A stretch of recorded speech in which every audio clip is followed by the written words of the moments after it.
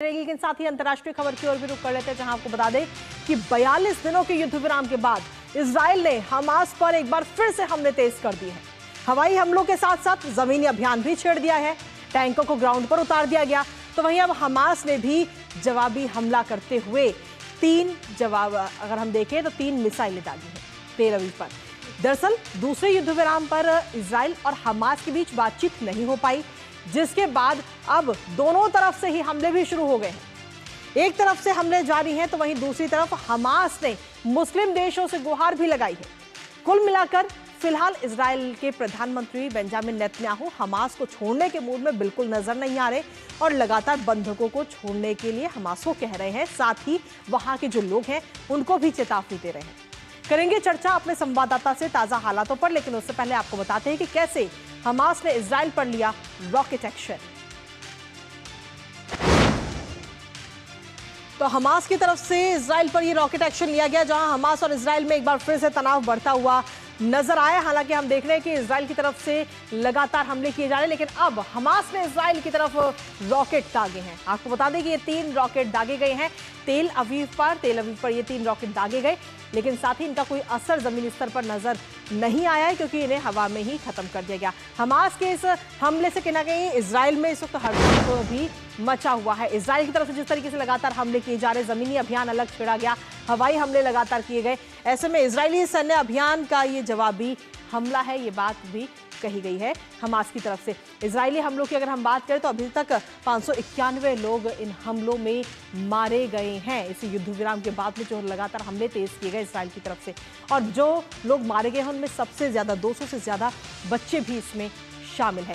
इसके साथ ही आखिर नॉर्थ गाजा की अगर हम बात बताएं तो वहां पर नो एंट्री का बोर्ड जिस तरीके से हम आपको दिखा रहे हैं वो लगा हुआ है, क्योंकि डीएफ ने नॉर्थ में शुरू की है इस वक्त नाकाबंदी, और ये बात डिफेंस फोर्स जो है इजराइल की उसकी तरफ से कही जा रही है कि नाकाबंदी शुरू हो गई है और आईडीएफ ने साउथ से नॉर्थ गजा में नहीं घुस सकेंगे फिलिस्तीनी, ये बात आईडीएफ की तरफ से कही गई। इजराइल के जो डिफेंस फोर्स है उसकी तरफ से ये बात कही गई। नॉर्थ गाजा से बाहर जाने पर सीधे तौर पर ये रोक लगाई गई है। तो नॉर्थ गाजा की अगर हम बात करें तो नो एंट्री का ये बोर्ड नजर आता है। प्रमुख नेशनल हाईवे इस्तेमाल नहीं करने की भी वार्निंग इस वक्त सेना की तरफ से दी गई है। इसके अलावा अगर हम देखें तो इजराइल अटैक का असर भी इस वक्त नजर आ रहा है और गजा पर इजराइल गरजता हुआ लगातार नजर आ रहा है। आईडीएफ के हवाई हमलों से गजा में कोहराम मचा हुआ, जिसमें कई सारी मौतें हुई हैं। इसके साथ ही इजरायली लड़ाकू जेट ने कहर बरपाया है और वहां पर कई सारे जो हम देखें तो हवाई हमले किए गए। हवाई हमलों के साथ साथ जमीनी अभियान भी छिड़ा हुआ है, टैंकों को उतार दिया गया है। इजरायली हमलों से बीते 3 दिनों की अगर हम बात करें तो 504 लोगों की मौतें हुई हैं। और इसी बीच हमास की मुस्लिम देशों से गजा को बचाने की भी अपील है। हमास की तरफ से ये अपील की जा रही है मुस्लिम देशों से कि ये जो हमले हो रहे हैं उनसे हमें बचाइए, ये गुहार लगाई गई है। इजराइल की तरफ से कहा जा रहा है कि हमास के कब्जे में अभी भी 59 बंधक हैं, उन 59 बंधकों को रिहा किया जाए, हमास वहां से बाहर निकले और उसके बाद में कहीं ना कहीं ये जंग खत्म हो जाएगी। हमारे साथ हमारे सहयोगी अनिल थॉमस इस वक्त जुड़ रहे हैं, करेंगे। अनिल, पहले युद्ध विराम की अगर हम बात करें तो युद्ध विराम अब कहीं ना कहीं पूरी तरह से खत्म हो चुका है, क्योंकि दोनों ही तरफ से अब हमले हो रहे हैं और इजराइल की तरफ से सीधे तौर पर यह बात कह दी गई है कि आप बंधकों को छोड़ दीजिए और वो जगह खाली कर दीजिए। यहां तक कि जो वहां के लोग हैं उनको भी चेतावनी दी गई है इजराइल की तरफ से। बिल्कुल कृतिका, हमें यह समझना होगा कि हमास के पास अब ज्यादा विकल्प नहीं है। जिस तरह से कुछ उनके पास जरूर बचे हैं, और लेकिन जो सीज़फायर का पहले चरण के बाद दूसरे चरण का मौका एक तरह इजराइल ने नहीं दिया। और इजराइल ने जिस तरह से मेरे हिसाब से दावा बोला है एक के बाद एक, मतलब समझ में नहीं आ रहा है हमास के पास कि उनके पास विकल्प नहीं है। तो अब उनके पास विकल्प यही है कि बाकी जो देश उनको सपोर्ट कर रहे हैं, अरब देश, उन पर कहीं ना कहीं निगाहें गाड़े कि ये उनकी नैतिक जिम्मेदारी है, ये उनकी राजनीतिक जिम्मेदारी है कि इस नरसंकट को कहीं ना कहीं रोका जाए। तो मेरे हिसाब से हमास और उनके जो कमांडर्स है, टॉप कमांडर्स, टॉप लाइन के सारे कमांडर्स, उनके इजराइल ये सीज फायर के बाद जो अटैक हुए उसमें सारे उनके टॉप कमांडर्स एक के बाद एक अनकंफर्म रिपोर्ट्स आ रही हैं कि वो उनकी क्षति हो चुकी है। तो ऐसे में हमास के पास विकल्प कम है। विकल्प कम होने के बावजूद उनको ये भी पता है कि अगर हम जो बाकी बचे बंधक है अगर हम उनको छोड़ दे या फिर हम उनको किसी तरह से बचा नहीं रख पाए तो हमारे पास कुछ नहीं रहेगा। और यही समझकर भले ही वो रमजान का महीना चल रहा हो, भले ही इस महीने के बीच वो पुरकोर कोशिश कर रहे हैं कि वो अटैक ना करे, लेकिन जरूर अपने जो फोर्ट है या अपने जो बेस है उसको संभाल कर रखे।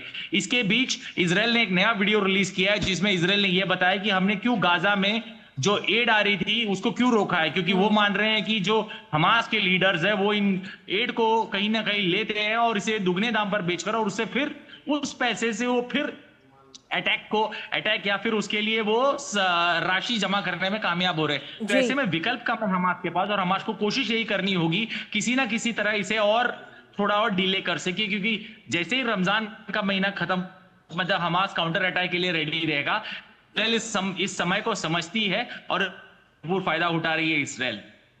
लेकिन अगर हम देखें तो इजराइल और हमास के बीच बातचीत तो अब नामुमकिन सी नजर आ रही है और इजराइल लगातार हमलों पर हमले कर रहा है। हवाई हमले भी किए जा रहे हैं और साथ ही जमीनी अभियान भी छेड़ दिया गया है, टैंकों को उतार दिया गया है।